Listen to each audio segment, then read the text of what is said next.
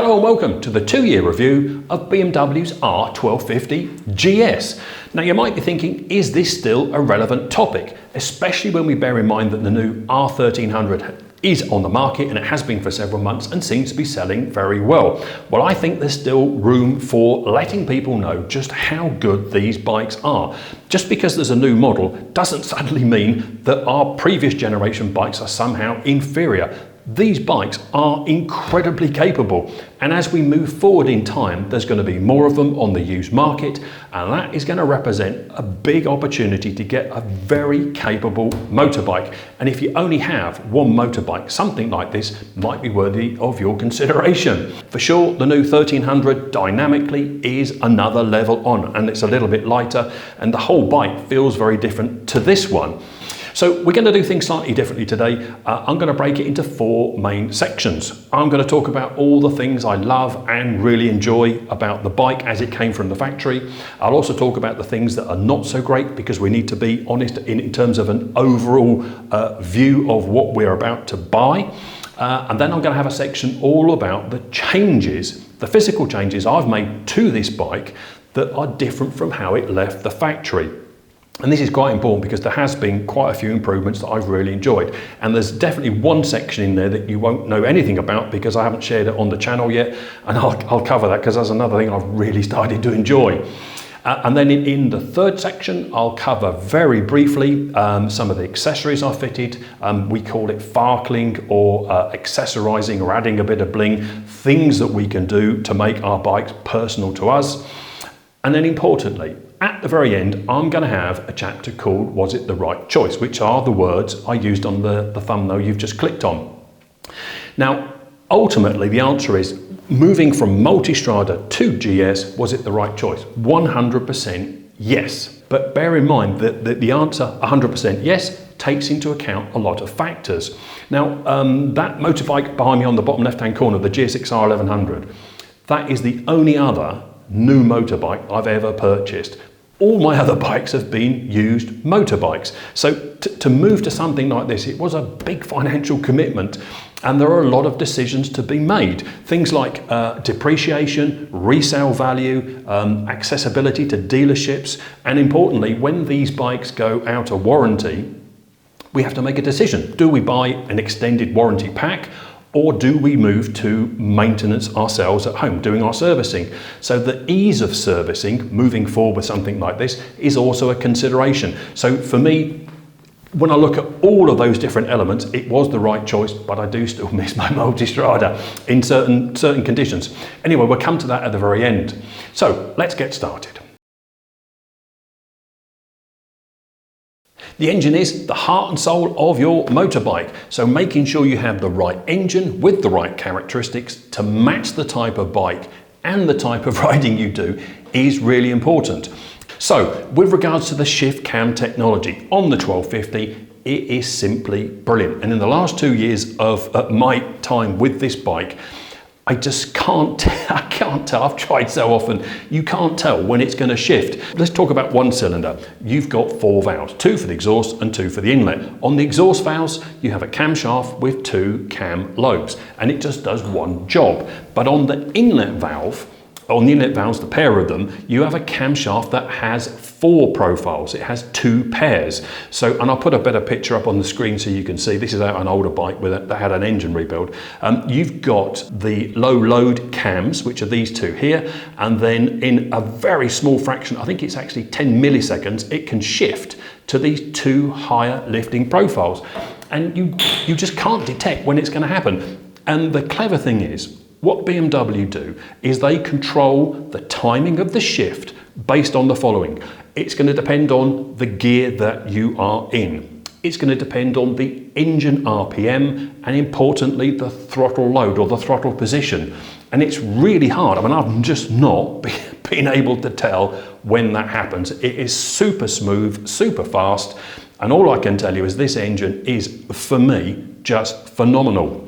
Now there is one more huge benefit with the 1250 and even the 1200, and that is fuel economy. So you might be thinking, what's fuel economy really got to do with it? Well, fuel economy, from an engineer's perspective, fuel economy is directly related to thermal efficiency and the design of the engine. It really tells you how efficient the engineers have designed the engine to be.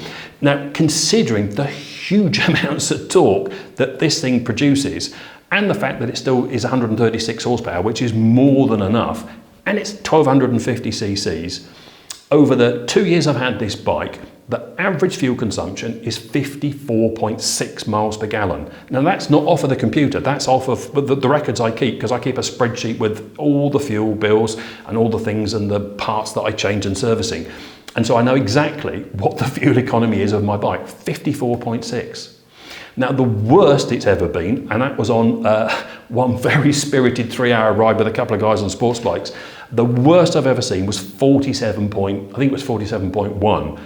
That's the worst it's ever been. And on the other side of the scale, I actually saw, I'll have to check the spreadsheet, it was either 66 or 68 miles per gallon, and that was over one full day of riding. Admittedly, we were on tour in Norway, and it was the route going from Geiranger National Park back to Oslo to catch the ferry, but it was a full day of riding. I think it was 560 kilometers, and this bike averaged 66 or 68 miles per gallon, which is quite phenomenal considering it's a 250 quarter of a ton motorbike.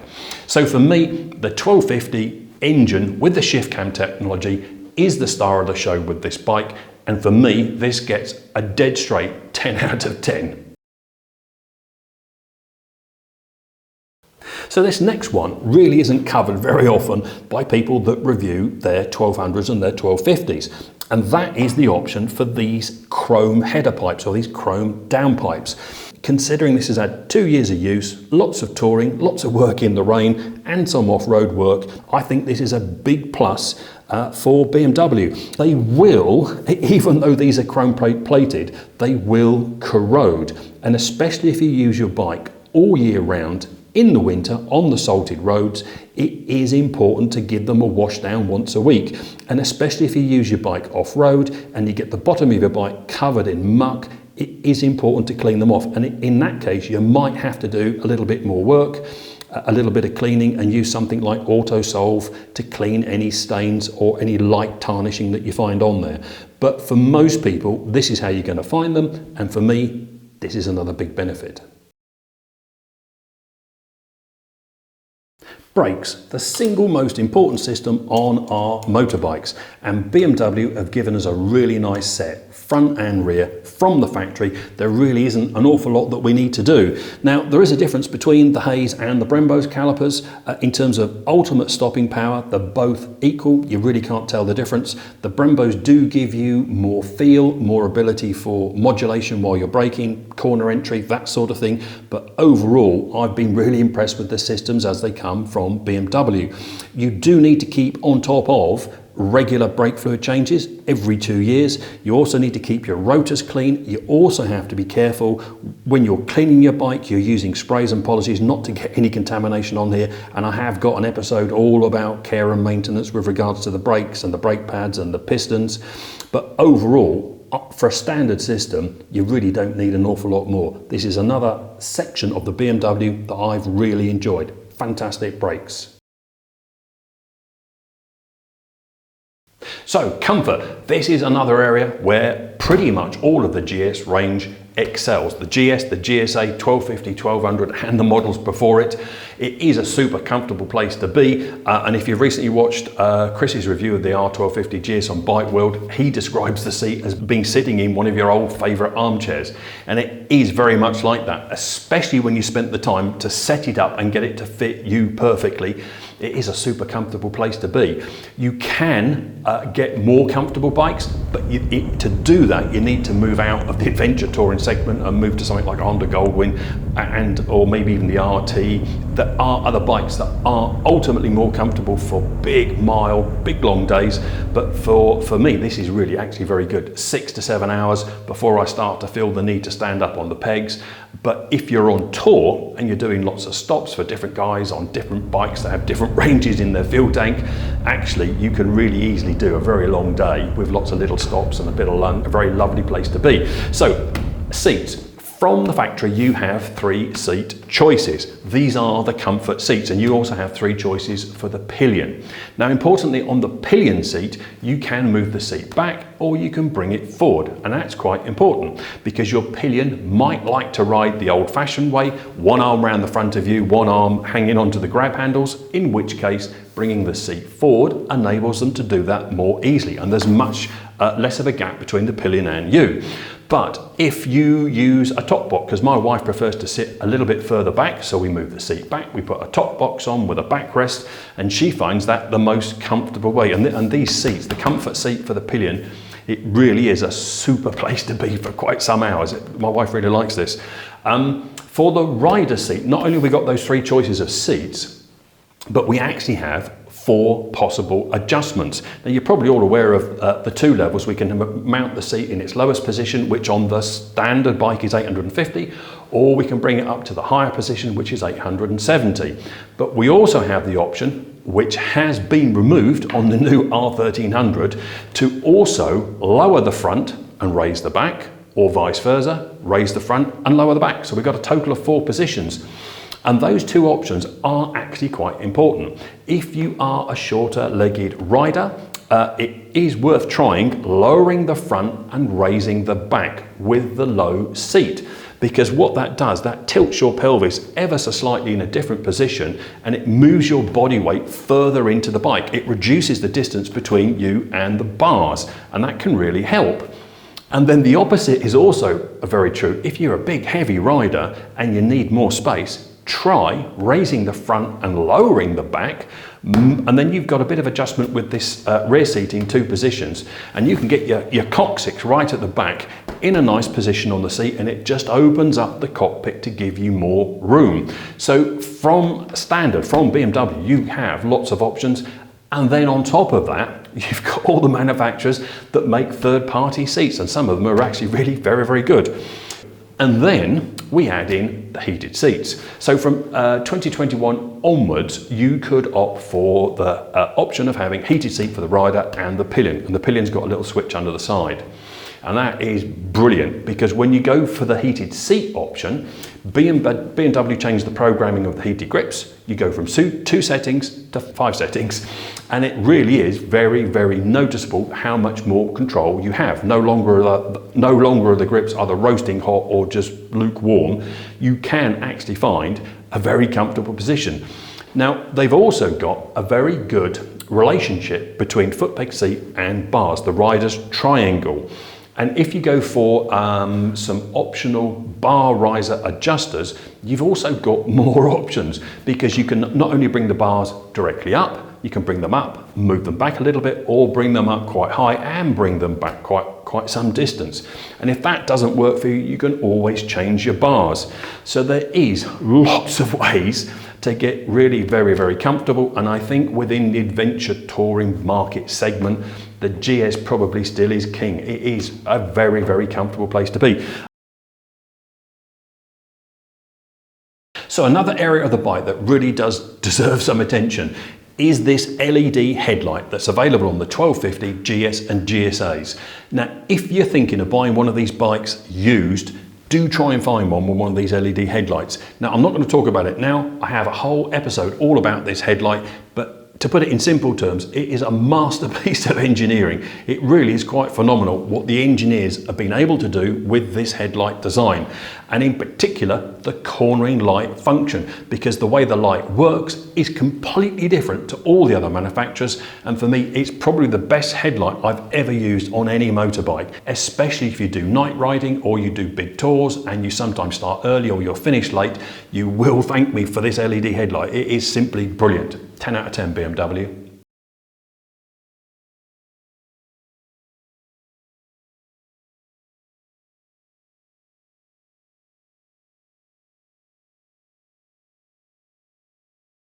So let's move on to our first not so good segment, and that is wind protection, buffeting and noise. But from the beginning, let me make it clear, it does depend on your height. Now at 6 foot tall, I have a slightly longer upper body than I do have legs. So when I'm sitting on the bike, I'm probably more like a rider of a 6'1" height. And so my head, even with the standard screen, I get quite a lot of noise and quite a lot of buffeting. So I have to fit one of these flip up screens that mount to the top of your screen. Now, what I tend to do, if I can, and I found this with my multi-strider, is I tend to run the short screen, the shorty, as long as I can throughout the summer into autumn and winter, and then I try and get it on the bike in early spring as I can, because for me this gives me the best option because it gets rid of noise completely. And if I have to choose between turbulence and noise, in other words the wind blast on me, I want my bike nice and quiet. I want to be able to be in a nice, quiet, serene place when I go out, especially when I'm out for a long ride. So I tend to use the short screen. BMW have their own versions. This is a WRS product from Italy, but there are lots of brands and you can get them in lots of different tints and make your bike look as you want it to.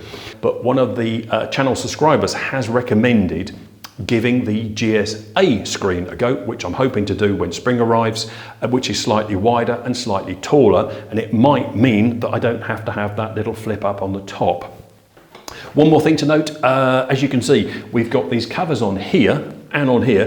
They're really expensive to buy from BMW, as are these brackets on the back. But I find that there's a seller on eBay. You can pick these up. I think they were €22 for a kit of those two parts and those two parts. And what that enables me to do is I keep the original ones from BMW on the big tall screen, and then I've got the replicas on this screen here. So then when I need to change, depending on what the weather's like, if it's pouring with rain and I have to go into town, I'll put that on, and it's just 2 screws, a couple of minutes worth of work. Otherwise, if you don't do that, you then have to dismantle this and screw it all together and remember which way round the washers and the spacers go. So you might want to have a look on eBay for those if you're going to run a 2-screen setup. So this next one, I'm going to put in the category of not very good, but I just want to say this isn't the same experience for all owners. Some owners have a very positive experience, and what we're actually talking about is the Gear Shift Assist Pro. Now, coming down through the gearbox, I think we can all agree it is a fantastic system, and I virtually never use the clutch apart from going from second to first when I'm coming down through the gearbox, because that shift assist mechanism works flawlessly. The problem I have is during upshift assist, it's really clunky and it feels really quite violent on the bike, and I don't like it and I don't use it. Sometimes from 5th to 6th I might use it, but in all other cases I don't. But I just want to be clear that some owners have written in to let me know that their bikes during the upshift assist, they have no problems and it works perfectly.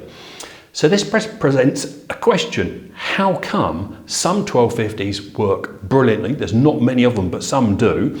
And the rest of us have a bit of a notchy experience changing up through the gears. Now, a couple of days ago, I got an email from a guy called Edward in the Netherlands. Now, Edward and I have spoken a couple of times over the last couple of years since the channel started. Edward is like me, he's an engineer, a mechanic, and Edward has come up with a possible fix for those of us that have a problem shifting up through the gearbox. Now, Edward, I'm sorry, I haven't got time to do the modification you've suggested just yet. I am going to be doing it later in the season. I've got quite a lot scheduled coming up, but I am going to give it a try because what you've shared with me seems logical and I think it probably is going to work. So I will try that, and if it does work for me, then I'll come back on the channel and share it so that the rest of us, with the 1250, with Shift Assist Pro, if you do have a notchy changing up through the gearbox, we might well have a solution just around the corner. Let's move on. So for me, you can't have a meaningful long-term review without covering some of the negatives, some of the problems, and whether the owners have experienced warranty issues. So what have I experienced? Well, very early on, and it was actually really quite disappointing. Within the first 700 kilometres, the brakes on the front, which were originally Hayes, started leaking brake fluid. And that's because the Hayes calipers are made of two parts, which are then joined. And in that join, in between those two halves, it was leaking brake fluid. And it was even more disappointing when I found out that actually BMW have known about this since probably 2018, and they were still fitting calipers that had the potential of leaking fluid. So that was disappointing. But on the plus side, the dealer that I went to actually handled my warranty claim very, very well, very, very quickly. I had to take the bike in, they took some pictures, they sent it off to the technical office in Berlin, they got approval, and then I got a replacement set of calipers, which in the end for me turned out to be very good because they gave me a set of Brembo calipers, which I actually prefer. So that's all I've had actually physically go wrong with the bike. And then we need to deal with recalls and service notifications. So there are two different ways of looking at this. There are owners that are going to say they're fed up and they're frustrated with BMW constantly recalling some of their motorbikes, some of the bikes within their range for work that has to be carried out. And also they're fed up with all these service notifications where when our bikes go in for a service, there's extra work that gets carried out. Well, in that regard, I actually fall in the camp that I think it is actually a really good idea because it does tell us that the manufacturer does care about our motorbikes. So there are these two things. There's a recall and a service notification. So a recall, you need to understand this, a recall is when the manufacturer feels there's a safety related issue and they will contact you directly and ask you to take your bike back for some work to be carried out. And I've been back twice for recall notification work to be done on the bike. And then of course there is the other one, which is called a service notification. Now importantly, you won't get a letter or a phone call telling you there is a service notification to be carried out. So it is really important, whether you've bought your bike new or you've bought your bike used, maybe let's pick an example, you've got a 2016 GSA, it absolutely is worth going to your dealer and making sure that these service notifications are carried out on your bike, and at the same time make sure that the bike has had all the recalls that are due. So there are these two things, recall and service notifications. And if you've been following the channel, you would have seen this video up here, which went up very recently about the dry shaft notification, whereby a whole range of 5 different models, the GS, the GSA, the R, the RS and the R, of certain model codes, the K50 through to K54, are going to be receiving replacement dry shafts when our bikes reach 60,000 kilometers or about 37,000 miles. So it definitely, if you are the owner of an older bike or you're thinking of buying a used bike, I would highly recommend you have at least one visit to your local BMW dealership and make sure that those recall notifications have been carried out on your bike. And if there are any service notifications that need to be done, they can also be done at the same time. So overall, I'm okay with it. It's not ideal when you pick up a bike, especially a brand new bike. You have to take your bike back for things to be done. But on the other side, does it really annoy me? No, it doesn't. I'm actually quite pleased that they're doing these things because it means they are looking after our motorbikes. Anyway, let's move on.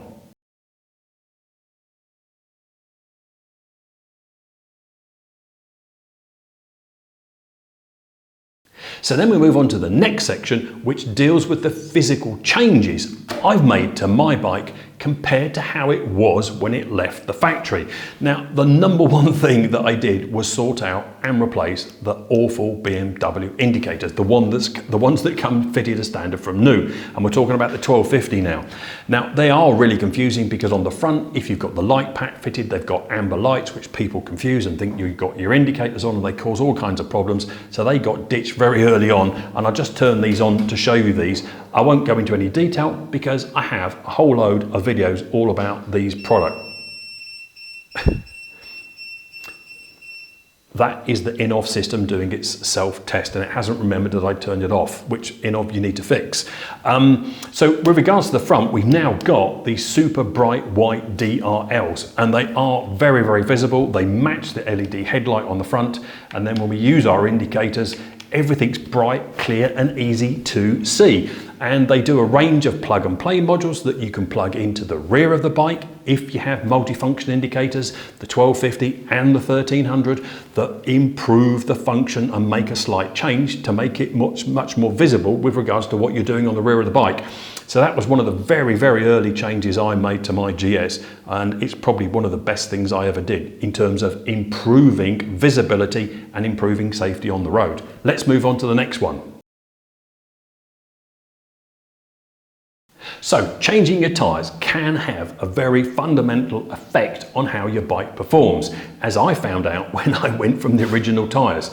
So as these bikes come from the factory, you're going to find Bridgestones or the Michelin tyres. Now I've got experience with the Michelin Aniki tyres, very good tyre, very, very good off-road, good long wear life. They perform very well, but they are a little bit noisy, and when you get to the extremes in terms of sports riding and lean angle, they don't really give you an awful lot of confidence, but in all other respects, they're a fantastic tyre. So what I wanted to do was to try and find more feeling from the tyre, especially from the front. And I'm going to come on to that later on in the last episode. So what I've currently got, which I'm really enjoying, are the Metzeler Next Torrents 2s. Now, I'm not going to tell you these are the best tyres because lots of manufacturers do have good tyres. Michelin, for example, Road 5s, Road 6. Fantastic tyre. Pirelli, still part of the Metzeler group, also have really good tyres, and they've just come out with their new Scorpion Trail 3, a tyre that I really hope to get a chance to test and ride, because out of all the tyres I've had in the last 7 or 8 years, the Scorpion Trail 2 was my favourite tyre. But even having said that, there are lots of different manufacturers that do make very good tyres for your adventure bike, and in particular for the GS. So reactivating the sports screen on your R1250 GS or GSA can actually be an awful lot of fun, as I found out during the last few weeks. Now, I like to give credit where it's due. This is not my idea. I didn't find this, and I need to say thank you to John at Bennett's Bike Social. John recently did a review of the Hex GS 911 unit, and for those of you that do servicing and maintenance and diagnostics, you already know what this system is.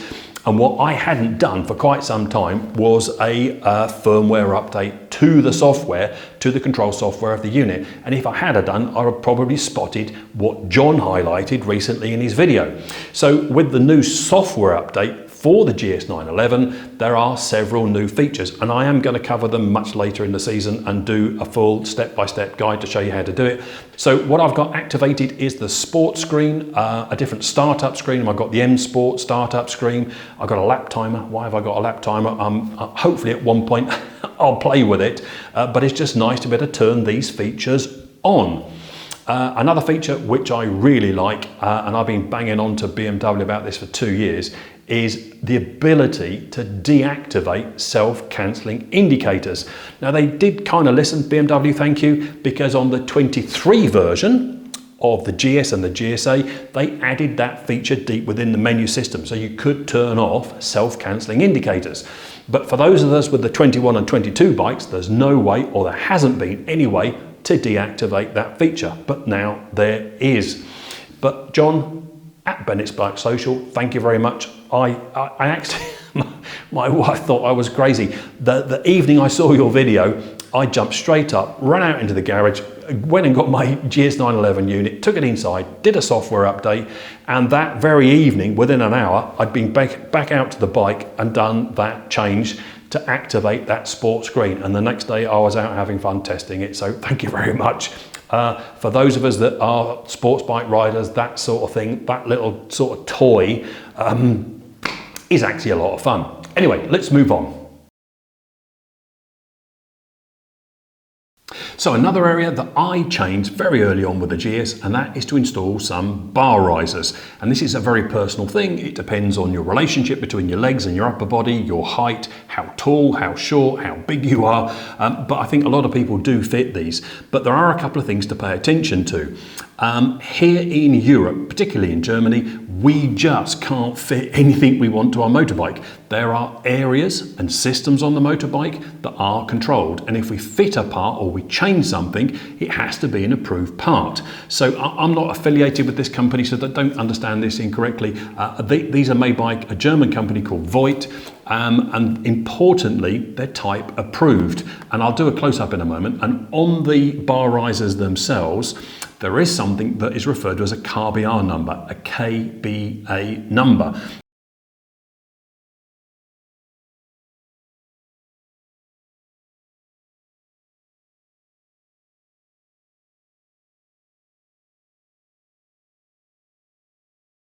Now, if you were to fit a pair of bar risers from China that don't have approval on your bike here in Europe, you can get yourself into an awful lot of trouble, because the first thing that will happen when your bike goes for the equivalent of the MOT or the TÜV as we call it, they're going to reject it, your bike will fail, and if you are involved in an accident, you're going to cause lots of problems, because your insurance will also be null and void because you've made a change to a part of the motorcycle system that requires a KBA number. So for me, this is really important. And there is another aspect to that. It's not only the rules and regulations regarding those, but actually the manufacturing of these units themselves, because our handlebar and our handlebar controls are very, very important. And we need to make sure that the parts that we fit don't create stress or stress fractures on our handlebars.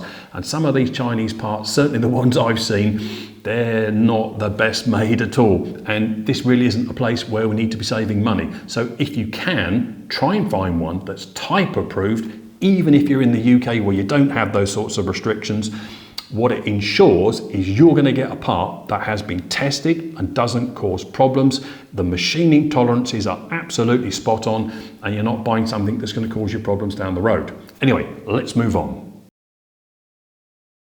So on to accessories. I'm going to keep this short and stick to my top 5 favourite accessories, because I already have 2 videos up here covering all the accessories that I fitted earlier on, and there are 2 episodes if you want to understand what I fitted and more details about the products.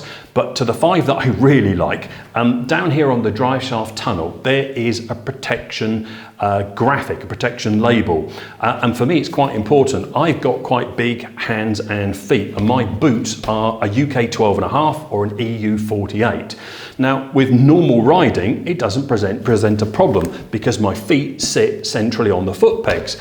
But when I come across my favourite bends, or I see a lovely set of left and rights, what I tend to do, I kind of still ride the old school way, and that is the ball of my foot is then on the foot peg on the end, and then my heel is waggling around, and quite often it touches and scratches that transmission tunnel. So for me, this was really important, but I don't think if you haven't got large feet, you're probably not going to have a problem. But those stickers, you can get them in so many different colours, different styles.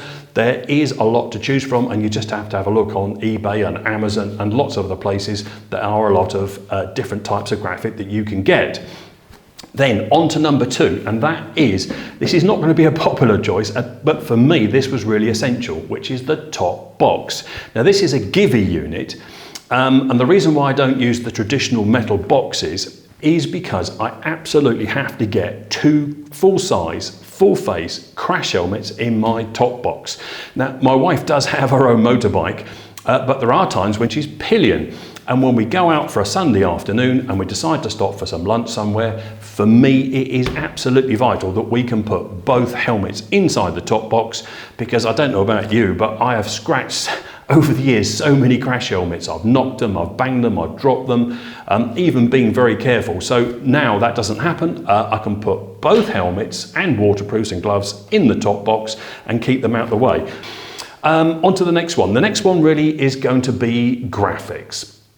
Now this is a very personal choice. Some people don't do anything with their bikes, they just buy them, they ride them, and that's fine, but I like to make them a little bit different. So down here you can see I've used some carbon effect graphics. These are from a company called Resin Bike, but there are so many different manufacturers that make great graphics for our bikes, not only for the rally version, but for the triple blacks, the trophies, the 40th anniversary, the black and yellow bikes. There are so many graphics that you can get.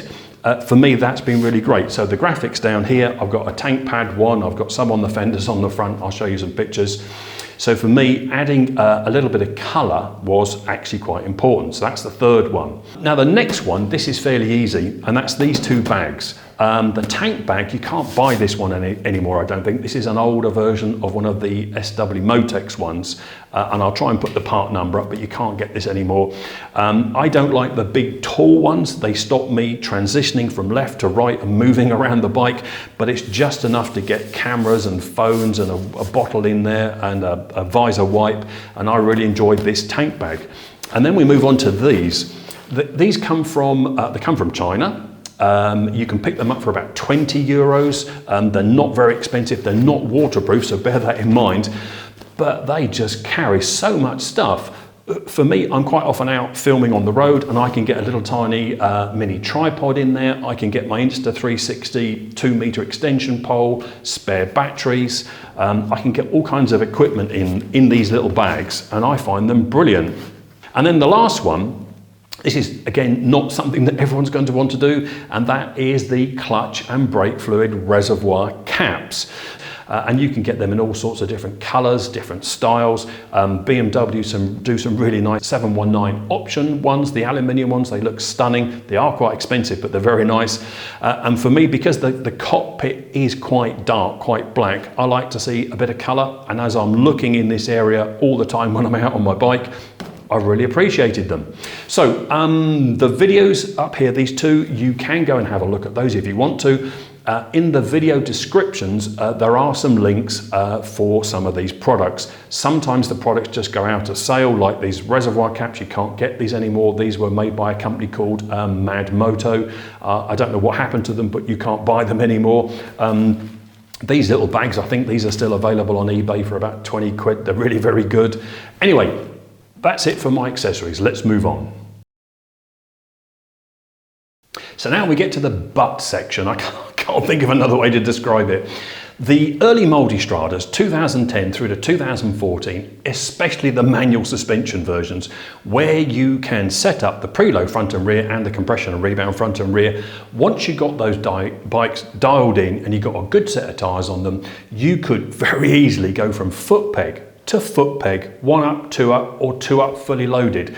And the confidence that you have on those bikes, they're really short-footed and they feel like they're super glued to the road. I've never ridden a bike like it. Once you got those set up, they are simply phenomenal. And the key thing is that with that sort of riding, you need to be able to feel what's going on up the front of the bike with regards to the contact patch between the tyre and the road. Now with the GS, things are different. We've got telelever suspension, which in general is a fantastic system, but it does isolate the rider from the road, and importantly it isolates the rider from really feeling what's going on with that contact patch between the tyre and the road.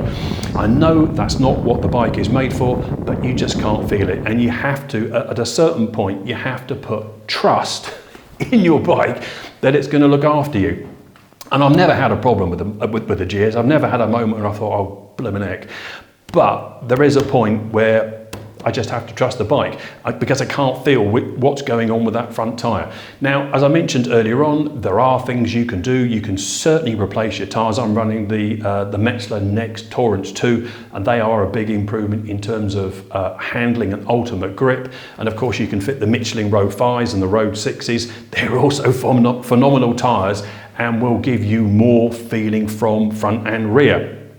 So I just thought I'd share that. It's not going to apply to many people, but if you are a sports bike rider and you're thinking about an adventure touring bike, there are some limitations. So the one last thing is a very personal thing, and that is the looks of the motorbike. BMW are capable of designing beautiful looking bikes. I'm thinking about the S1000RR and the M version. They are stunningly, beautifully designed bikes. But I think we've got to be honest, we can't say that about the GS or the GSA. They're nice bikes, you could call them lovely bikes, but they're definitely not pretty bikes. And with the Multistrada, to give you an example, quite often on bike meets or on tour or on holiday, people would very often stop and talk to me about my Multistrada. They talk about the way it looks or about my experience of owning a Ducati, which is very different to the other brands. But with the GS, not once in 2 years has anybody ever approached me and engaged me in a conversation about my GS. But Ducati are much, much better at designing beautiful looking bikes, and I think BMW really need to do a bit more with their colour options and the way that they finish their bikes. However, having said that, I'm still really happy with my choice, and I think as time moves forward, these bikes, especially if you can find one in a colour that you like, with the specification that you want, these are going to represent incredible value for money because they are still amazing bikes. They're right up there with some of the best bikes you can buy. Apart from, if BMW do what they're talking about, I mean, every time I speak to my contacts at BMW, they just laugh because they're not allowed to talk about it. There is the possibility, sometime down the road in the future, for an M1300GS. Now, if they do make that bike, and I hope they do, and they stick a 17-inch front wheel on, and they do something with the suspension, maybe going back to traditional suspension, that would be a bike I would be really keen to ride, especially having ridden the 1300, the standard GS, because dynamically it is very, very different to the 1250. It really has moved the game on. So that is one bike in the future I would be really interested in trying. But apart from that, I'm staying with the GS. Anyway, thank you very much for your time. I hope you've enjoyed today. I hope you got something from it. I will be back very soon. Thank you very much for your time.